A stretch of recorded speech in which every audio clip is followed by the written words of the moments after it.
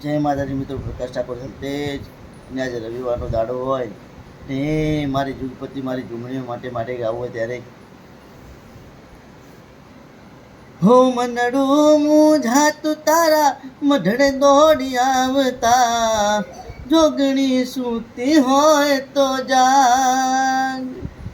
કોણ આવે ને કોને જઈને કેવું, માડી તું માને બાપ, કોણ કરશે મારા કામ? હો માં, કોણ કરશે મારા કામ? એક દીવાની દિવેટે માતું કરતી મારો કોમ, દીવાની દિવેટે માતું કરતી મારો કોમ.